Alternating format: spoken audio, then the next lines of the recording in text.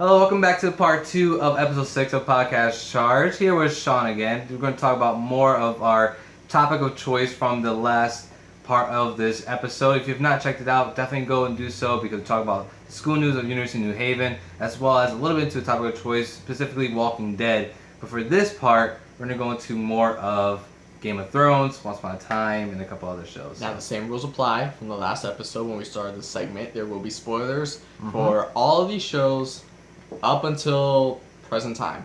Yep. So, if you watch any of these shows, like Game of Thrones, Once Upon a Time, maybe Fear the Walking Dead, American Horror Story, maybe House of Cards, and Orange is the New Black. Yeah. If you are not caught up on any of those shows, then I deeply apologize. But there will be spoilers. Unless you don't care about spoilers, because, I mean, that's cool too. Right. And you can stay with us, that's fine. Please do, because we're going to talk about so many cool stuff. I mean, even if you're not a fan of the show, maybe we could just garner your interest about these shows. Maybe you can side with him on an argument. Maybe you can side with me. Maybe you can argue with both of us in the comments down below. Please do. Thank you. So, let's get into the next show. So, the one I wanted to talk about was the one that's been consistently great in all of its seasons, and that's Once Upon a Time. I think so. Now, this is going to be a disclaimer just thrown right out there. Yes, we are aware that we're both guys. Yes, we are both aware we just said we watched Once Upon a Time. Why not? That fact is not lost on us. We understand. People that know me know that I'm a huge Disney fan. That's like my life. And I like magic, which Once Upon a Time has in spades. Plus a lot of beautiful ladies. A lot. I mean, where they find these girls at? Australia. Australia. Yeah. I mean, let's just be honest. Yep. Let's just be honest. But anyway, so where we left off on Once Upon a Time, just to lay the groundwork for potential conversation later on, was season 4. The first half of season 4 had an entire Frozen / the Snow Queen arc. If you're not aware, Frozen was based on a fairy tale called The Snow Queen. Very loosely adapted, though. It's not. Yeah. It's not close to the. It's not close to the original fairy tale.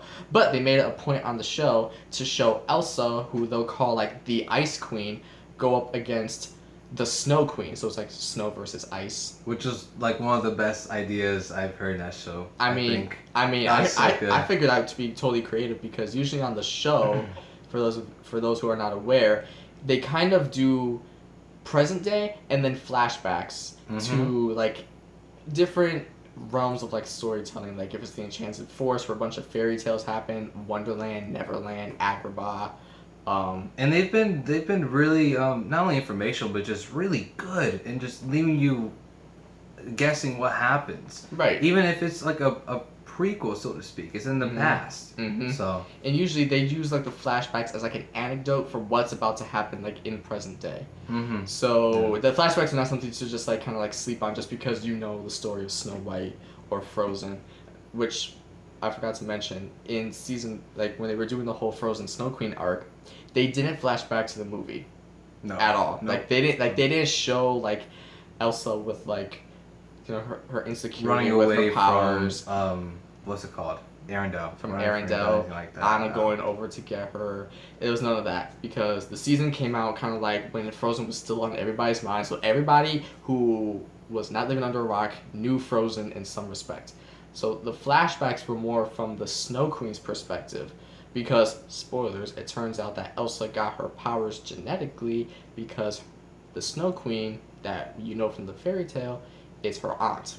And shout outs to the actors that played the Snow Queen, Elsa and Anna. If you ever watched Lost, the Snow Queen is portrayed by the actress who plays Juliet. On Lost, which is cool with me because I mean I like Juliet. Yeah. Over time, granted. Yeah. Lost people understand that Juliet at times was kind of annoying. Yeah, but those actors were really, really well done, especially Anna. My lord. Elizabeth Leo.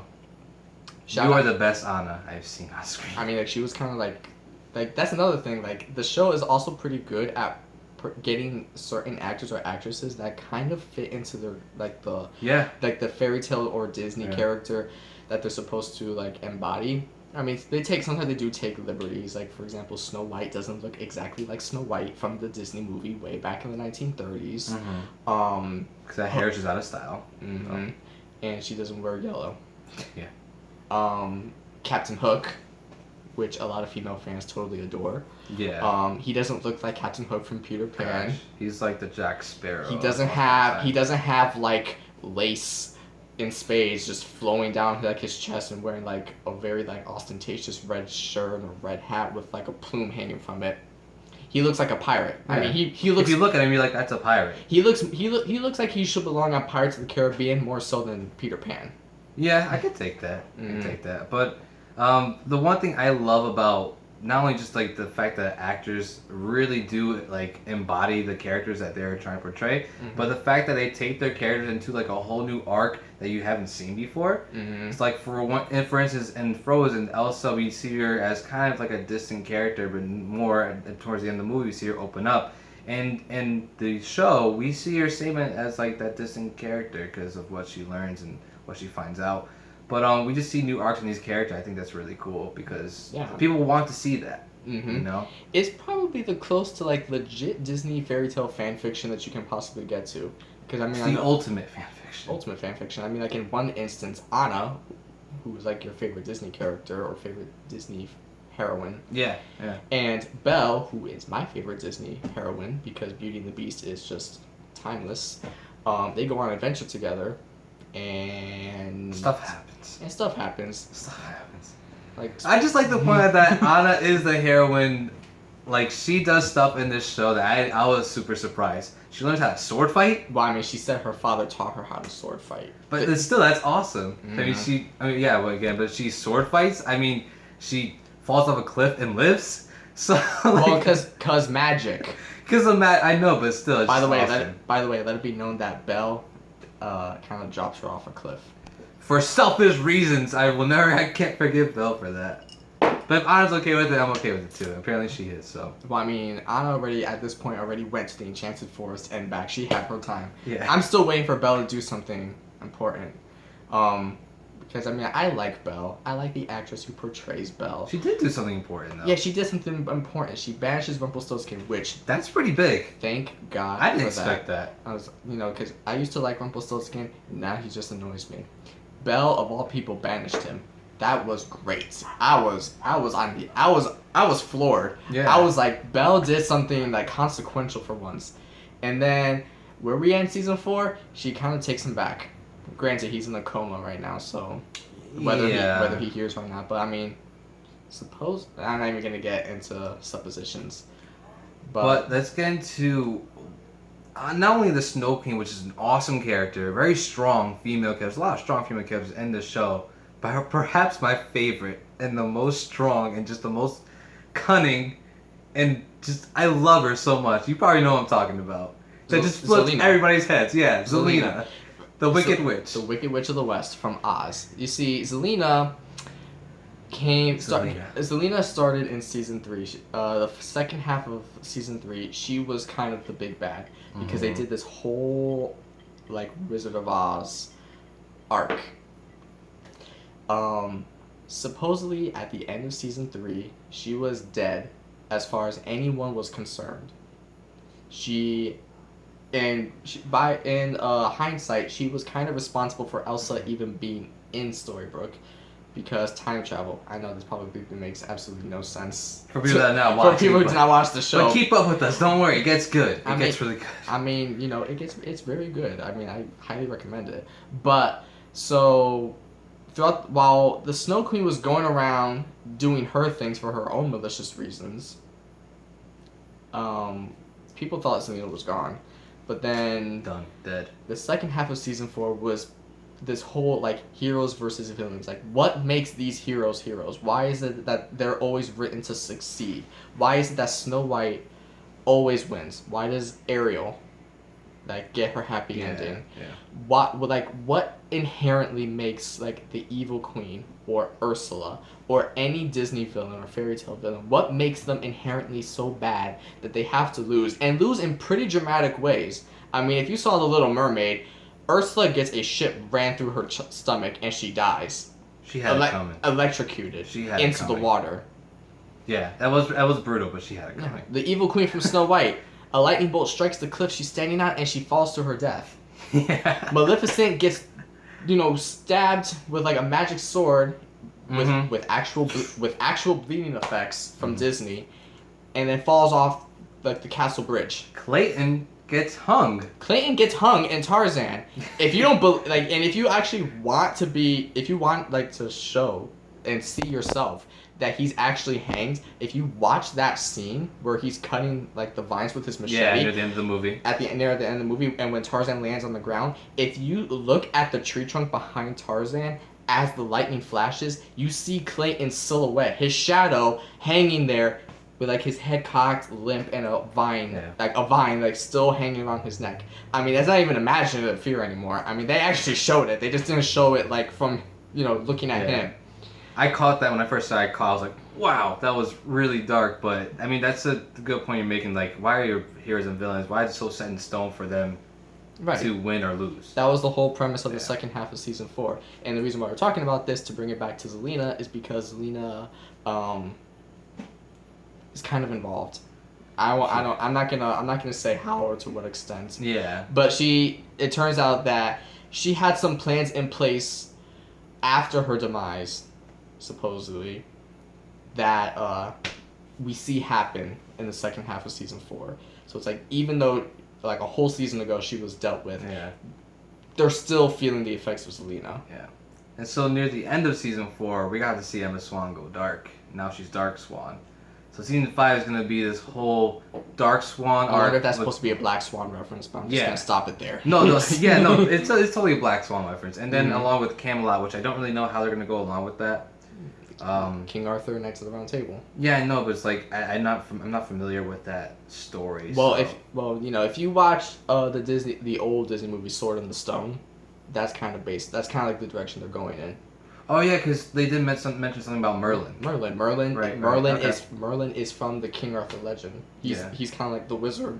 Yeah, because Arthur pulled out the sword and... Yeah, Excalibur, Knights of the Round Table. We have the Lady at the Lake, Morgan Le Fay. I think her name is Morgan Le Fay. Okay, so I don't know anything about that. It's just, I just know the bare bones. Boy pulls out sword, becomes king. Mm-hmm.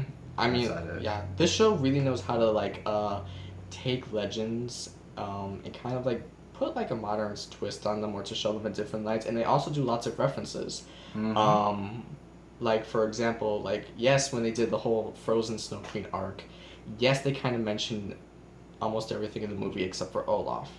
They mentioned... Oh, yeah, I watched the first episode of the 4th season. Elsa says the snow never, or the cold never bothered me. Yeah, Emma asks Elsa, aren't you cold? Because, she's still in her blue dress from the movie, kind of like low cut, and just barely any sleeves. Looks nice. I think she's walking barefoot, I could be wrong. And she asks Elsa, aren't you cold? And then Elsa says the cold never bothers me. Yeah. Alluding to the fact. The Snow Queen kind of taunts Elsa. And then Elsa asks her, while she's kind of being dealt with, what are you doing? Or what are you going to do? And then the Snow Queen, Ingrid, she replies, I'm going to build a snowman. And it turns out to be a giant ice monster. It's like an ice Viking or something. But yeah, when they were doing The Wizard of Oz, instead of having an actual Scarecrow, Tin Man, and Lion, I forgot about that. They took those aspects. It was a sword that represented courage.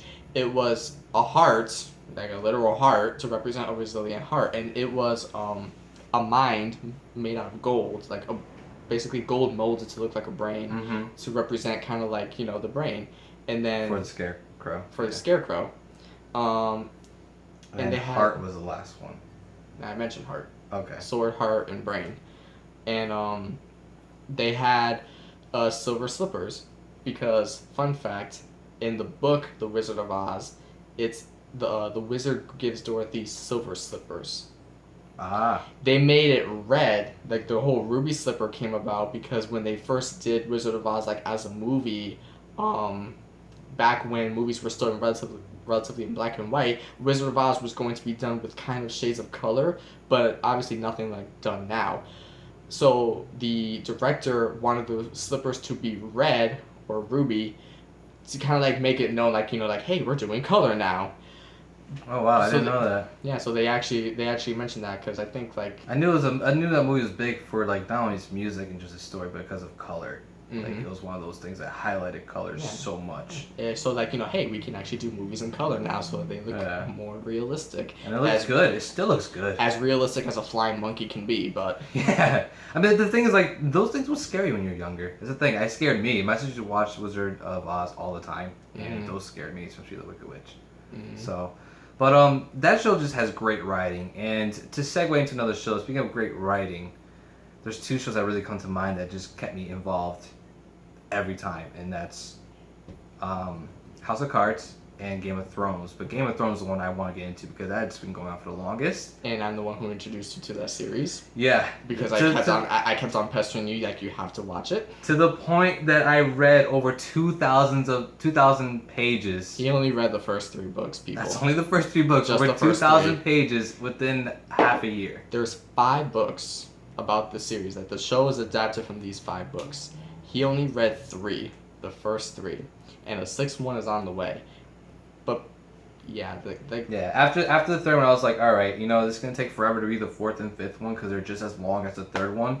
So let me just get an HBO subscription and binge on the summer, and it was so worth it. I told him twice. Like, I cannot wait for that trailer for season 6. You have no idea. I was smiling like a little schoolgirl when I saw Emilia Clarke on Instagram with her wig as Dany. She's like, well, time to put the wig back on, selfie. And it puts it on Instagram. I was like, finally it's starting. And have you heard of like the new recent updates about Game of Thrones too, about who's going to be in season 6? I heard that they're going to do Euron Greyjoy. Yeah. Which for all the other Song of Ice and Fire fans out there, you will know him as one of Theon's many uncles. He's the pirate one. I call him the pirate one because he's the one that's going to go to work in book 6. He's the one. Yeah, I'm not going to spoil season 6 or potential season 6 information. But for those who don't read the books, but supposedly he is a very prominent character, and he kind of makes like the Greyjoys kind of relevant back in the game. Because we haven't seen them we haven't seen any of them besides Theon for like 3 or 4 seasons now. I think season 2 when we first met them. Yeah, the fact that Balon has an off-screen death that no one really like. It's like, oh, okay, that happened. In the books you only hear about it. Yeah. But as far as in the show, he's alive, and they Yeah, that's the whatever thing. Whatever I keep getting else confused with like book and show. I mean, it's kind of difficult to marry the two now, especially since the show took a lot of liberties in season 5 for certain characters, like Sansa, Brienne, and Jaime immediately come to mind. They're far different than where they are in the books. Yeah. But still, a good portion of season 5 is still heavily based on the books. Like everything that happens with Cersei, that's all in the books. Everything happens with Stannis. Anything that Most everything that happens with Stannis, what happens with Jon, what happens with Arya, and Bran. They didn't mention him because they actually sped through his story relatively quickly, because his chapters are kind of like farther spaced apart because it's a slow build type of story. Oh, it was a slow build. Yeah. So in season 4, like where we ended Bran's story in season 4 is where his story ends in present day by the 5th book, A Dance with Dragons. Yeah, that's the one thing to keep in mind about all these like different stories, that they all take place like in the same time lapse, more or less. They're all parallel. It's not like, okay, Jaime did this, now Sansa did this. Like, no, Jaime did this while Sansa was doing this kind of thing. And it's not like Bran's been gone like for a literal whole year doing absolutely nothing after he made it to where he had to be.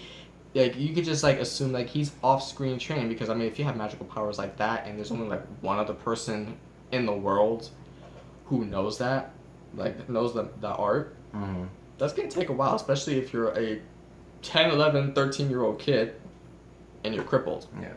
Now, there's a lot of fan theories going on about Jesus Snow, and by that I mean Jon Snow.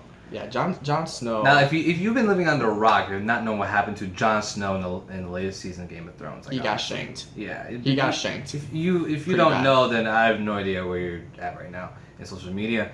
But I mean, I'm sure Twitter blew up that minute. I mean, like, even if you haven't heard of the show, or even watched the show, you probably heard Jon Snow mentioned. People are like, who's this Jon Snow? Is he like from Antarctica or something?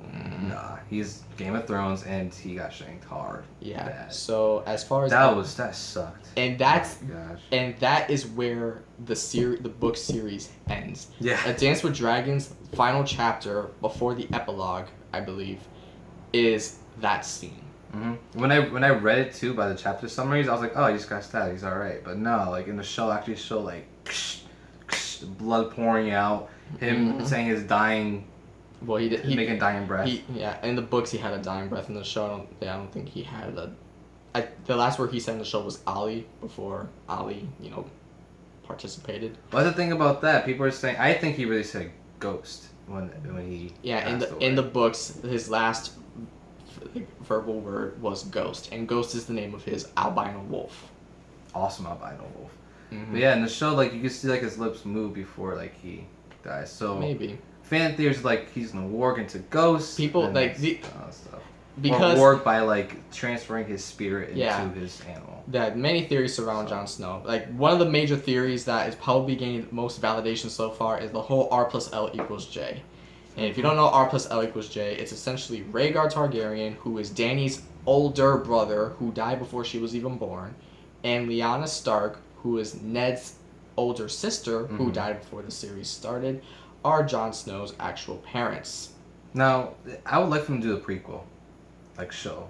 They could. Because even though like people, they've heard of stuff in the past that's referenced a lot in Game of Thrones, but to see it, I think that'd be really cool. Because how bad do you want to see, what's his name, from the Lannister family? Tywin? Tywin, there you go. That escaped me. I was gonna say Tyrion. Imagine Tywin Lannister, and seeing that story of where that song came from. House Castamere. Not House Castamere. House Reign of Castamere. Yeah, the Reigns of Castamere. Seeing where that song actually developed, and plus his actual story arc with R+L=J kind of thing. Mm-hmm. So. Yeah, and the whole importance like given to the whole R+L=J, amongst many other things that have to do with like prophecies and visions and a bunch of other things that happen like in the books they go into more in depth about, and the show they kind of gloss over, is because the series is called A Song of Ice and Fire. The Targaryen symbol is a dragon, which represents fire. If Dany's story is all about fire. House Stark represents the wolf, and their whole thing is winter is coming, so they represent the ice. So if Jon Snow is the child of Rhaegar and Lyanna, that kind of encompasses that he is the Song of Ice and Fire. Or maybe not. Maybe he actually stays dead. Yeah. But I like the idea of him having his own dragon. That's pretty cool. I mean, he has a wolf already. Which is even better. Like, I guess, in retrospect. Well, as far as we know, as far as we know, there's only 3 dragons, and they're not even on the same continent as him right now. So. Okay, so that's actually an interesting question. What would you rather have in a show? Would you rather have 3 awesome fire-breathing dragons at your will, or would you rather go in and out of your pet wolf? I have a pack of wolves.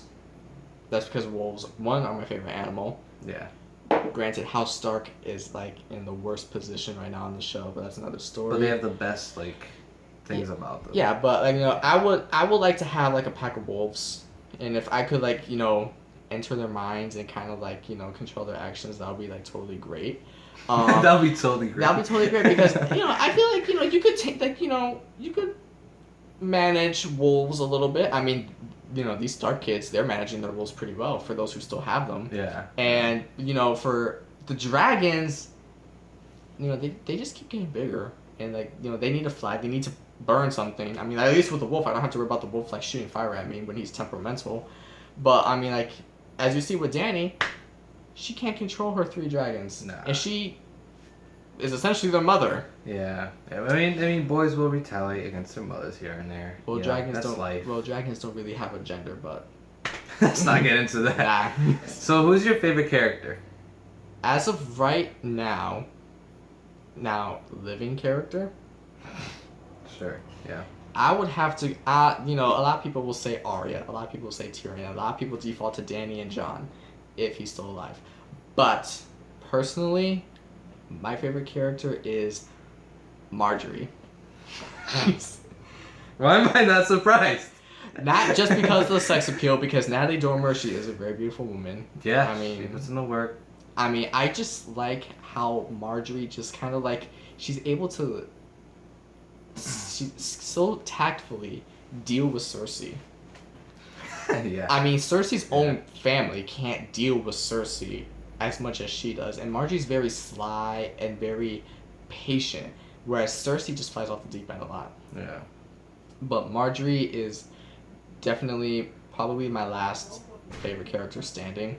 Right. So far. Unless Sansa does something, then I mean, hey, good for her. Yeah, and that, I'll have to say, it's a mix between two of my favorite characters, and one that is Sansa, just because she's having a huge character arc that's just switching from very shy, timid, very just bratty sort of girl into like this woman that's just gonna start going to work and just getting her revenge. I think she's gonna have a couple of falls, definitely, but because it's Sansa.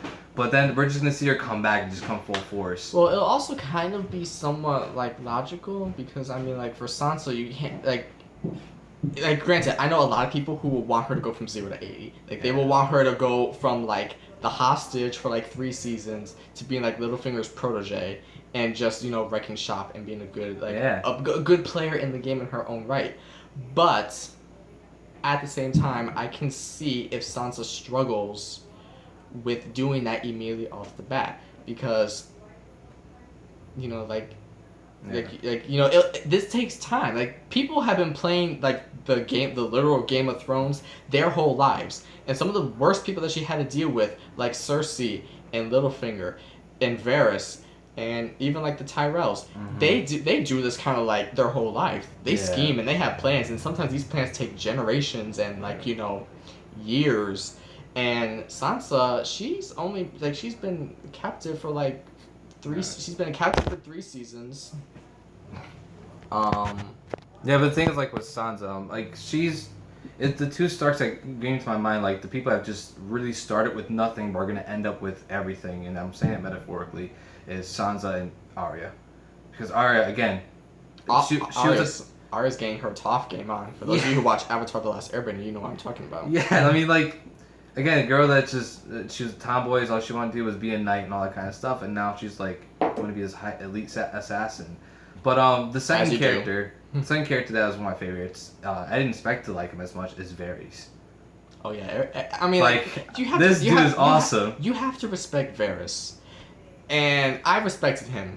I like when I first started watching the show, I didn't know like who, like what's his deal, like what does he want. Yeah, I remember asking, I was like, what side is Varys on? And you're like, I don't even know at this point. I mean, I still don't know at this point. It looks like he wants to support Dany, but why? He says it's for the good of the realm. Yeah. I mean, okay. I mean, yeah, but it's like in the antithesis of like Littlefinger, who wants to do everything and anything to get what he wants. Littlefinger, Varys is more like, I want to do this for the good of the world. Yeah, Littlefinger and Varys use similar tactics, but for different outcomes. They both create madness. They both want like things to be unstable and uncertain. They want chaos. Like to go, like to just like swallow everybody. But Varys is using that so that way the people in his way will all be like too busy fighting each other, and then he could bring Dany as kind of like a savior of sorts, to kind of quell everything down. Littlefinger, on the other hand, uses chaos to further his own position, and just like Varys, I still don't know what he wants. Yeah. But I mean, I remember that clip you showed me of when Littlefinger's talking to Varys about chaos. How chaos is a ladder. Yeah. Varys sees it as a pit, and Littlefinger sees it as a ladder. Yeah. So and that kind of like sets up like their motives, their mindsets, their strategies. Yeah. So when I saw that in the show, that has such an impact. I see why that's like one of the pivotal moments of the series. And it's not even in the books. Nope, it's not even in the books, which is really disappointing. But thank you guys for watching this episode of Podcast Charge. We're gonna have to end it right here because we can go on for hours about this. But I think we had a good discussion because we talked about a lot of fun shows, a lot of cool topics. Hope you guys enjoyed this episode of Podcast Charge. Anything you'd like to end off on? I would say like I had a great time, being on this podcast, and if if you guys want more of like these like TV show debates, theory crafting, and just straight up arguing or just giving our thoughts about certain shows or certain seasons, I'll be more than welcome to come back. But granted, that's based on like how they, what they want. Yeah, I mean, it's a show where we just try to bring anybody on here. We talk about anything, and it's usually just a lot of fun. I'll be happy to have you along again, as well as more people, so we can talk about different shows, all that kind of stuff.